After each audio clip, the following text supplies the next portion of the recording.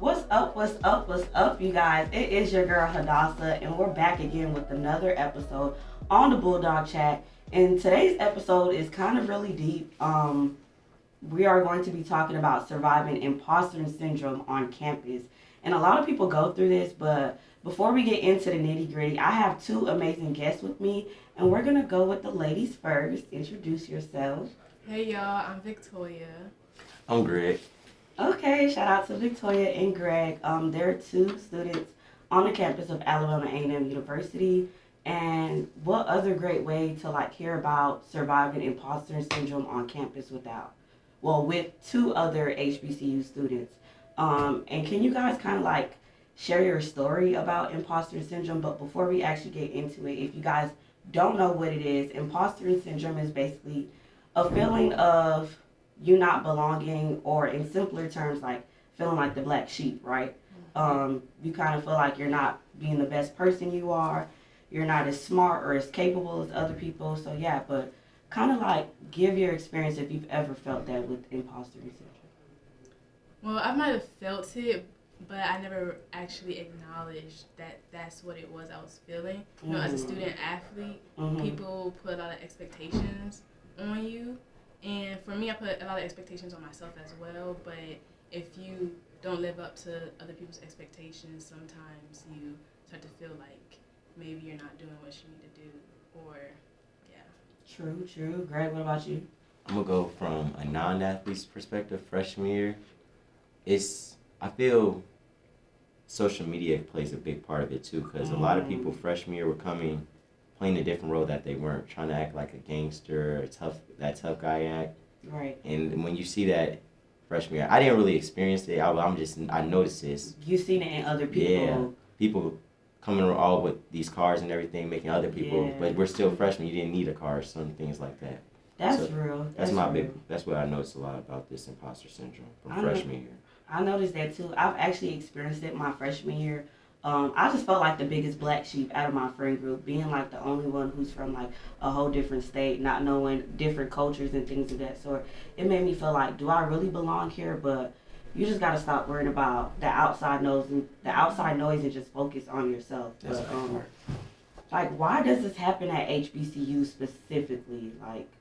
Everybody has that feeling, especially what you said. You notice it on other people, and noticing that other people what am I trying to say? Impose it upon themselves. They act like somebody that they're not. And that allows other people to try to be something that they're not. Am I making sense, y'all? Yeah. You want to go first this time? Okay. Well, I believe it can also attribute to the school that you go to. So, say you go to a Howard or a Hampton or whatever, A&M, but you're at a school where the alumni have done amazing things, and you feel like you have to live up to that expectation, and you see other people around you who are accomplishing so many things, and other people may not feel as though they're doing enough because all these other people are doing so many things. Yeah, so you do feel like there's extra pressure to succeed here at an HBCU. Yeah, because you have the expectations to succeed, and especially since we're African American, they're gonna say, you already have to work 2 times harder or 10 times harder. So you have no choice but to succeed. That's real, Greg. I want to hear your take on that.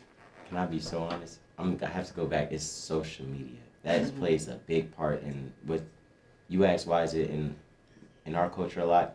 Because a lot of people in our culture were going off of social media, what we see what these rappers and certain women have, and that's not realistic.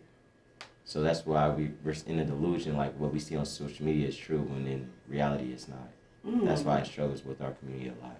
That's real. You see 21-year-olds with the BMWs and you see 50K. We're not everyone's not supposed to have that lifestyle. It's okay. We're college students. It's okay to be broke. Like my dad said, you're not supposed to be a rich college student. Amen. It's okay to be broke. It's okay to be a broke college student. Yesterday, I was just having that realization with myself in my apartment. I'm just I don't feel mature or grown yet, but I also feel it's because of our generation. Yeah. We try to do things and make it seem like we're growner than what we are, but we have the rest of our lives to figure it out. It's really no rush. But my next question is has this syndrome, if you guys have experienced it, has it affect your motivation? Has it allowed you to be stressed?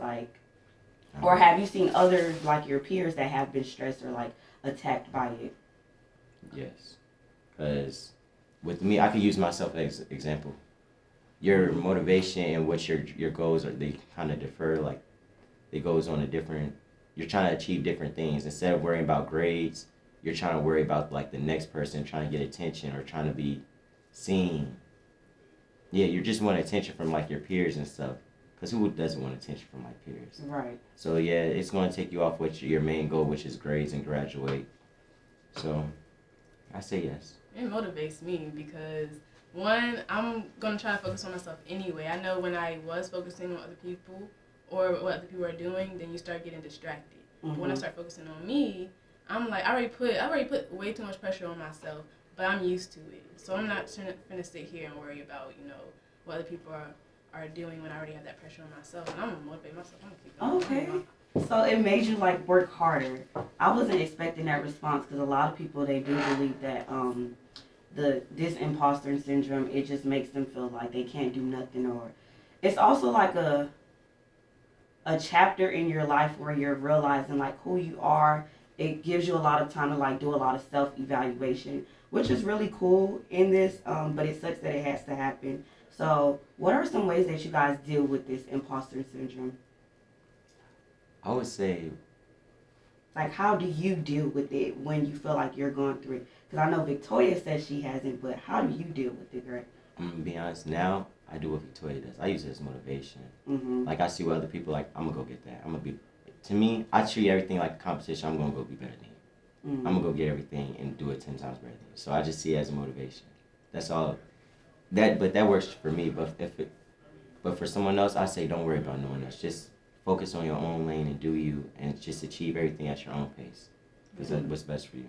Bouncing off of Greg, I'm gonna say in you, it plays a major role in knowing who you are. Mm-hmm. And I know we're all young and we're still trying to figure that out. Like no one knows who they truly are yet, but knowing and focusing on what God has planned for you is something that can help as well, whether you're religious, I don't know.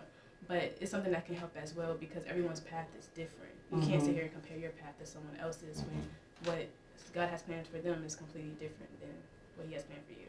Very Right. true. I like that aspect on that. Yeah, I really like that. And if you guys don't know, like there are people out there who actually want to help, like even your friends, student mentors, professors, the counseling center that we have here At the Wellness Center. At the Wellness Center, yes, at the university. It's located in the clinic, and these services are free. Like me personally, I've done counseling for a whole school year and a half, and it completely changed my mind, y'all. Like I don't go there no more. I wish I would still go back, but like counseling is really good. I would recommend it if you ever feel like that, and just for anything else. But what's some advice that you would give to other students or anybody else in general that has this and that's going through these rays of emotions? One word of advice I would say is to expand your options. Just dip your toe into any and everything, whatever interest you have or whatever you see other people doing that looks like something you might be interested in. Dip your toe in it and see if that's something you might like instead of thinking that you can't do it, because you can do anything. And I forgot what I was going to say, but that's it. Okay, Greg. My word of advice, if, like Victoria said, dip your toe into everything. Just branch out, get to know people, just do everything you can, and then just worry about yourself.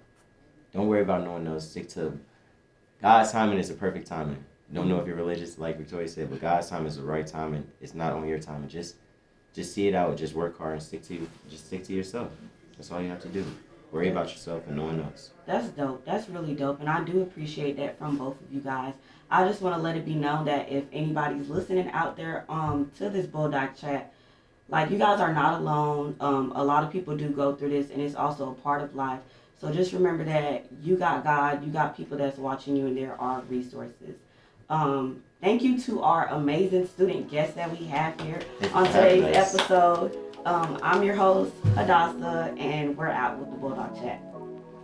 Peace. Yeah. Peace.